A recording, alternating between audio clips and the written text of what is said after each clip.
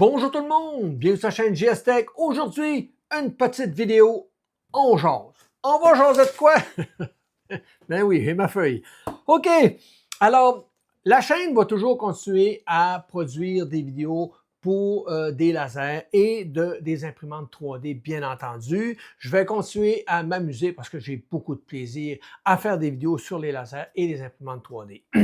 Euh, Dans l'avenir, je pense que le laser va se démocratiser, excusez, encore beaucoup. Déjà, ça se démocratise beaucoup. Ça devient vraiment intéressant à acheter parce que beaucoup de compagnies comme Xtool ont des logiciels clés en main qui fait que quand tu reçois le produit, avec le logiciel qui est fourni avec, tu es capable de tout faire, puis tu le fais bien. Tu n'as pas besoin de te casser trop la tête à trouver les ajustements. Le logiciel te propose plein de matériaux, puis c'est déjà préconfiguré. Donc, pour ma part, c'est vendeur, c'est juste fou et le produit va vraiment bien. Et je pense que l'avenir va être aussi beaucoup à des produits comme la Xtool F1 Ultra, qui sont des graveurs galvamètres et ils sont fermés. Donc, je pense que c'est un bel avenir qui s'en vient pour ça aussi. Pour les imprimantes 3D, ben, on a déjà une belle solution de logiciels qui sont fournis avec les machines. Et même s'ils ne sont pas fournis, on a des logiciels comme Orca Slicer qui fonctionnent très bien. Puis la plupart des imprimantes sont dedans. Sinon, c'est quand même assez facile à ajouter. Il y a beaucoup de personnes aussi qui vont créer des profils d'imprimantes quand même très bien adaptés. Alors, côté imprimante, on a quand même des belles solutions de slicer. Puis il y a aussi des compagnies comme Bambu Lab qui en offrent un qui est incroyable. Creality, leur dernier slicer va vraiment bien. Alors, ça rend la machine encore plus attrayante pour ma part. Et bien entendu, un imprimante fermée reste un choix incontournable pour ma part. La K1 ou K1 Max ou K1C reste un très bon choix, une solution merveilleuse. Bambu Lab ont des solutions fermées aussi. Il y a plein d'autres compagnies qui en ont, oui, mais je vais aussi quand même continuer à proposer des produits ouverts. Donc, quand on va me proposer une imprimante, s'il y a un intérêt, je vais l'accepter et je vais vous la présenter. Sinon, le côté que je ne ferai plus, alors c'est le côté CNC. Malheureusement, j'ai décidé d'arrêter d'en faire. J'en ai fait dernièrement quelques-unes, puis j'ai adoré les machines. Les machines vont bien. Plus ça va, plus je sens que la qualité de la machine évolue. On voit que les compagnies font un gros effort pour sortir un produit quand même très qualitatif et abordable. Ça, je l'ai vu tout de suite, ça m'a sauté aux yeux. Le dernier vidéo que j'ai fait sur la graveur en question, ça fonctionnait bien. La machine était rigide, le moteur était puissant, j'avais une belle qualité de machine dans les mains. Par contre, côté logiciel, je n'étais pas, vraiment pas j'ai pas aimé mon expérience. C'est que il fallait que je m'abonne à des logiciels payants. Les logiciels gratuits, il n'y en a pas beaucoup. Ceux qui sont gratuits, c'est pas, à mon avis, très top. On est très limité en fonctionnalité. Donc, plus on va évoluer dans la CNC, plus on va avoir besoin de certaines fonctionnalités. Puis vous ne serez pas heureux avec ça du tout. Alors, je crois que les compagnies qui fabriquent les CNC devraient revoir leur concept et sortir un système clé en main avec un logiciel un peu comme nos imprimantes, un peu comme nos graveurs, avec un logiciel vraiment adapté pour la machine, qui va vous permettre de, si on prend tel matériel avec tel outil, ben, les avances se calculent, les avances en profondeur, en déplacement, tout va se calculer tout seul. Il devrait avoir une solution logicielle, pour ma part, clé en main, qui va faire que le produit va être bien plus vendeur. Alors, pour le moment, le produit, je pense, s'adresse plus aux personnes qui ont vraiment un attrait très particulier, qui en veulent une et qui sont quand même à un certain niveau, je pense. Parce que si vous êtes débutant, vous n'avez jamais touché à ça, vous ne connaissez rien là-dedans, les CNC, je vous dirais de peut-être patienter encore. C'est peut-être pas, à mon avis, quelque chose que je vous recommanderais. J'aurais aimé ça vous partager toute l'expérience que j'ai, parce que j'ai quand même 20 ans de métier là-dedans. J'aurais aimé ça vous partager tout le véhicule que j'ai là-dedans, mais pour le moment, comme je vous dis, j'en ferai plus parce que j'aime pas ce que je vis avec les solutions qu'on nous propose. Les logiciels, moi, payer un logiciel entre 15 des fois 20 par mois, à tous les mois, Je dis, je trouve pas ça correct. Maintenant, quand on veut l'acheter, je pense que ça en a fait comme 300, des fois 800 par année qu'il faut payer tous les ans. Il y en a d'autres que tu peux l'avoir à vie, ça va te coûter 2000, 2008. J'ai dit, wow, ça n'a pas de sens. Oui, je comprends les compagnies de logiciels de faire ce prix-là, ça le vaut. Mais pour quelqu'un qui commence, qui achète une CNC, je trouve que c'est un petit peu fou de s'embarquer là-dedans par rapport à ces compagnies-là de logiciels. Alors, pour ma part, il y a certaines solutions gratuites, mais c'est trop limité. Moi, je ne vois pas l'intérêt du tout. Donc, pour la CNC, c'est terminé pour moi, j'en ferai plus. À moins qu'une compagnie m'approche en me disant, hey, on a une belle solution, clé en main. Aussi, la solution fermée. Parce que la dernière que j'ai reçue, je l'ai mise sur ma table, puis veut pas, je ne suis pas dans un garage. Là. Ça faisait, je vais dire le mot, ça faisait de la merde partout. Bon, puis je ne pouvais pas faire d'aluminium parce que quand on veut faire d'aluminium, ben, il faut mettre un petit liquide dessus, il faut injecter un genre de liquide qui va permettre à l'aluminium de ne pas coller après l'outil, puis ça va permettre aussi un petit jet d'air de dégager les copeaux pour pas que ça vienne encrasser notre outil. C'est un problème, ça revole partout, je ne pouvais pas faire ça. C'est pour ça que je n'ai pas fait d'aluminium dans la vidéo. Alors, c'est un problème, je trouve. Je ne suis pas installé pour ça. Donc, si on ne m'offre pas une solution fermée, adaptée, qui pourrait être intéressante pour vous, pour ma part, j'en fais plus. Je ne trouve pas ça gratifiant du tout. Alors, c'est terminé pour moi, les CNC. Je vais laisser les autres YouTubeurs en faire, ils sont bons là-dedans. Maintenant, je vais vous parler d'un autre point qui me touche à cœur beaucoup. C'est mon confrère de travail, Steve Fortin. Alors, c'est qui, lui? C'est un chroniqueur, journaliste techno. Un peu ça se dit. C'est un journaliste, chroniqueur techno. Ça se dit mieux, je pense. Alors, il a créé une belle page web, vraiment bien conçue. Le gars en question, il a une belle plume, il écrit bien, il fait des beaux articles et je trouvais ça important de vous en parler parce que je vous encourage à aller voir son site puis à le regarder régulièrement. Je cherche mes mots. À regarder le site régulièrement parce qu'il sort des articles quand même assez régulièrement. Et c'est des articles vraiment très intéressants. Ça touche plein de sujets. Et je vous en parle pourquoi? Parce que oui, il a inclus quelques vidéos que j'ai faites dans son article, donc dans sa page web. Alors, vous allez avoir une section qui va être de l'impression 3D, puis ça va être mon contenu qui va être là. Donc, c'est intéressant. Je trouvais ça le fun. Alors, merci beaucoup à Steve Fortin de pouvoir partager mon contenu sur ton site. C'est très apprécié. Puis tout le monde, je vous encourage à aller le voir. Je vais d'ailleurs en profiter tantôt vers la fin de la vidéo pour vous montrer le site en question et vous montrer aussi un autre site. C'est là qu'on est rendu à parler de ce site-là. C'est quoi? C'est pour ça d'ailleurs que je fais un petit peu la vidéo en jase parce que normalement, j'aurais dû faire une vidéo complète sur ce produit-là, mais quand j'ai vu à la fin le résultat, j'ai dit non, je ne fais pas de vidéo là-dessus, c'est pas vrai que je vais montrer ça aux abonnés, mais j'étais vraiment, je le suis encore d'ailleurs, je suis très emballé du produit. Je vous le montre. Ça ici. Ça là, c'est magique. C'est quoi? C'est un buffer pour votre imprimante 3D. Comment ça fonctionne? C'est simple. C'est la compagnie Mello, j'espère que je le prononce bien, Mello, qui ont créé ce produit-là. À la base, c'était pour les Voron et autres imprimantes 3D, mais ça fonctionne, on va dire, comme les petits gars sur le Discord, des feux de Dieu. Alors, c'est quoi exactement? C'est qu'on vient installer ça directement à la place de notre capteur de filament. Donc, en arrière de notre imprimante, on a le capteur de filament, le détecteur de fin de filament. On l'enlève. On a un petit fil qui est là, un petit câble. Alors, on vient tout simplement le brancher dessus. Il y a un petit connecteur ici. Et à partir de là, ben, il est alimenté, puis il est fonctionnel et il va encore être utilisé comme détecteur de fin de filament.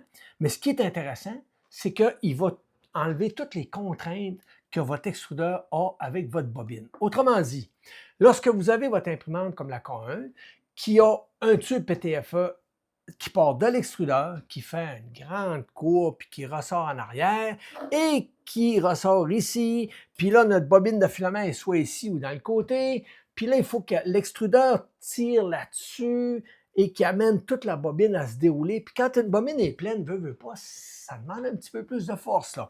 Donc, ça paraît sur vos impressions. Et oui, donc vous avez une différence flagrante sur vos impressions par rapport à tout ça, surtout quand votre imprimante roule à 300.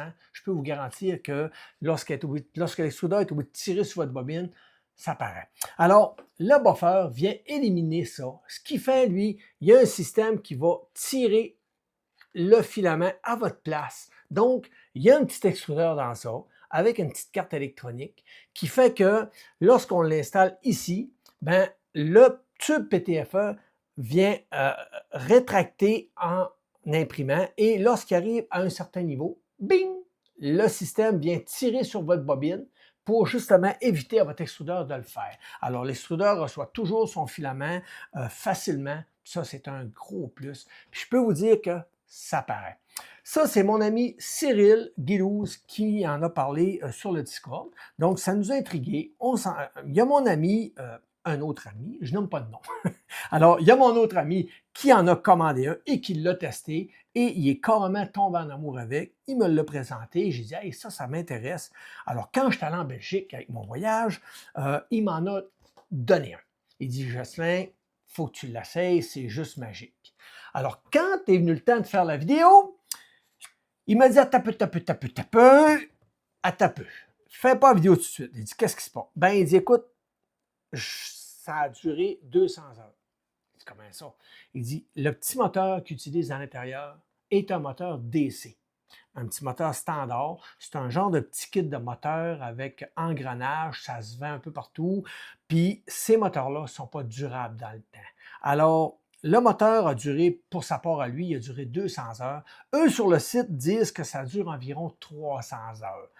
Personnellement, je trouve que ça vient scraper le produit bien raide parce que le produit est juste génial, il est bien conçu, il y a une petite carte électronique à l'intérieur, ça s'installe à la place de notre détecteur de fin de filament, ça fonctionne vraiment bien, on voit la différence tout de suite sur l'impression, on a une petite vis ici qui nous permet de venir serrer plus notre engrenage sur notre filament pour éviter d'avoir des ratés. Alors, c'est juste bien fait, bien pensé, mais le moteur qu'ils ont utilisé, pour ma part, c'est une grosse lacune. Alors pour ça, je le recommande même pas.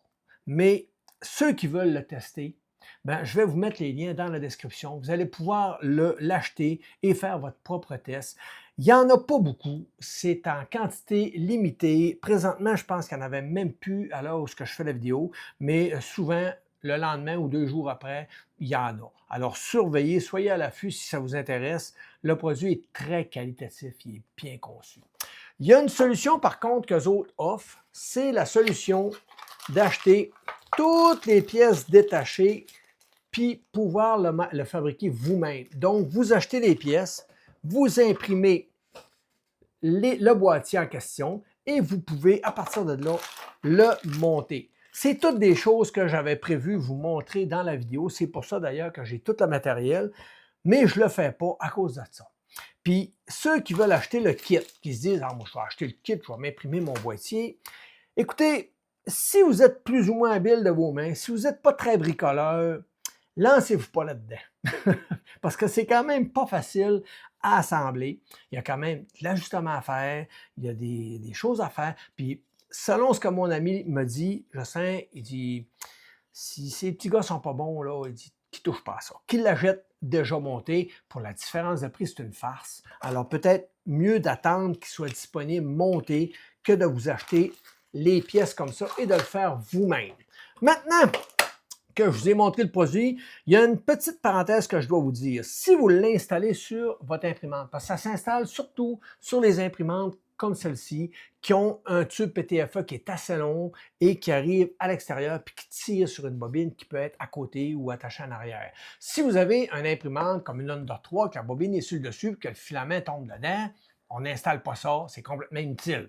Mais pour ce type d'imprimante-là ou autre modèle, c'est juste parfait, c'est même très qualitatif, même que Bambu Lab en a un sur leur imprimante en arrière. Donc, la X1 Carbone en a un. Alors, c'est pour vous dire. Alors, sûrement de là vient l'idée. Je ne peux pas vous dire. Maintenant, le point à respecter qui est très important, c'est que vous devez avoir un tube PTFE qu'il ne faut pas qu'il soit comme ça, là. Ça, c'est trop serré. Si vous venez le mettre là, ça ne fonctionnera pas. Il faut vraiment que le tube qui est ici soit plus long. Alors, vous devez le mettre un petit peu plus bas ou ailleurs dans le côté et avoir une petite courbe qui s'en vient avec votre tube PTFE ici. Donc, prévoir un autre tube qui va partir de votre tête et qui va s'en venir jusqu'ici avec une petite courbe qui va permettre au système de pouvoir monter et de pouvoir descendre facilement. Donc, le tube PTFE doit être ajusté en conséquence. Trop serré, ne marchera pas. Maintenant, ce que je vais faire, je vais me déplacer à l'ordinateur, je vais vous parler de la page web de mon confrère et je vais aussi vous montrer la page web de ce petit kit-là et vous montrer les vidéos, comment ça fonctionne, puis après ça, on va conclure la vidéo.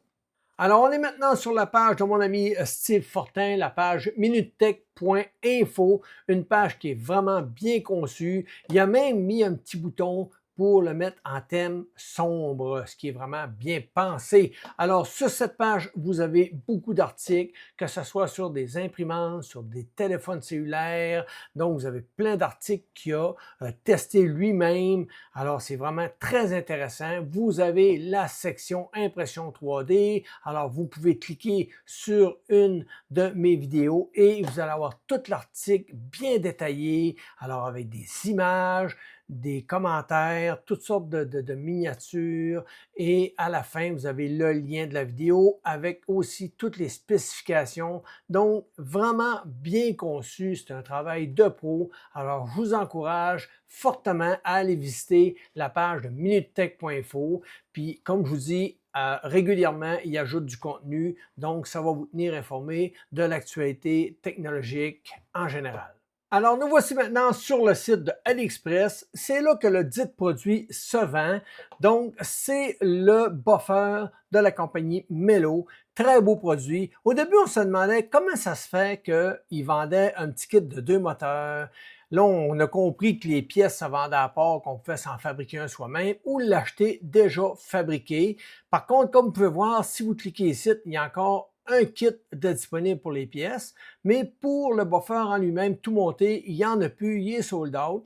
Par contre, comme je vous dis, si vous êtes patient, normalement 2-3 jours, une semaine, le kit devrait réapparaître disponible sans problème. Il en vend régulièrement.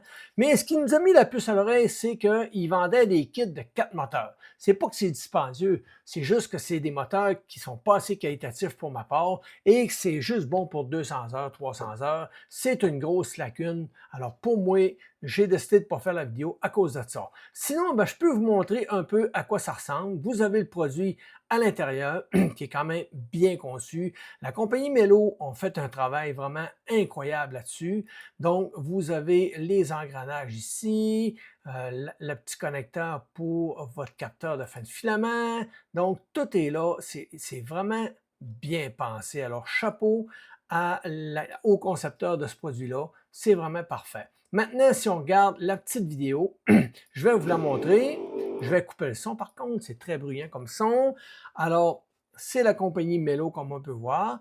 Et si on regarde, il rentre son filament et en appuyant ici, ça oblige le moteur à tourner et voyez-vous, votre filament en haut est en train de rentrer. Alors, c'est une facilité déconcertante pour venir charger votre filament. On a aussi les 2 boutons ici qu'on peut appuyer qui vont faire le même travail. Lorsque vous lancez votre impression, on voit le buffer qui travaille. Voyez-vous, quand l'imprimante imprime, le tube PTFE vient comprimer ici cette partie-là. Puis lorsqu'elle arrive à un certain niveau, enclenche le moteur qui, lui, vient tirer sur votre bobine. Si vous regardez la bobine, voyez-vous, elle déroule automatiquement lorsque ça arrive en bas. Donc, votre extrudeur qui est ici, sur votre tête d'impression, va toujours recevoir le filament à la même puissance, donc régulièrement, sans devoir à forcer ou à tirer sur votre bobine. J'ai mon ami qui en a fait une petite vidéo. Il m'a permis de vous la montrer, donc je vous la montre. Je vais couper le son aussi. Alors, voyez-vous, il a installé son petit buffer ici. Il s'est mis une petite rallonge pour le connecteur ici. Et voyez-vous, ça travaille super bien. On voit le buffer qui travaille bien, qui déroule la bobine parfaitement. Donc, pour ma part, c'est juste génial comme produit. En conclusion, dans cette vidéo, on a fait une petite vidéo on jase pour vous parler de mes petits points qui me tenaient à cœur et de vous présenter aussi le petit buffer en question que je trouve juste génial, mais la conception fait que j'en ai pas fait la vidéo. Ça aurait été une vidéo, je pense, intéressante à faire, mais parce que c'est pas durable dans le temps, juste 200 heures pour ma part, c'est pas assez. Même à 300, c'est pas suffisant. Il aurait fallu que ça fasse au moins un 2000 heures minimum avant d'être obligé de changer le moteur, puis encore. Alors, à vous de voir si ça vous parle, c'est un très beau produit. Le petit boîtier est bien imprimé. On voit que ça a été imprimé, donc la qualité est super belle. J'ai rien à redire. Il n'est pas tellement dispendieux, puis c'est pas tellement non plus compliqué changer le petit moteur, mais il faut quand même prendre le temps de le démonter, de tout enlever ça, puis de réinstaller ça. Donc, si vous n'êtes pas bricoleur, peut-être pas une bonne idée. Donc, c'est ce qui m'a fait la vidéo, en espérant que vous avez aimé. N'oubliez pas, abonnez-vous, c'est très important. Un petit pouce en l'air, ça permet à ma chaîne d'être recensée. Laissez-moi des commentaires, je réponds à tout le monde. Et bien entendu, activez la petite cloche, ça va vous envoyer une notification. Merci tout le monde. À la prochaine. Bye bye.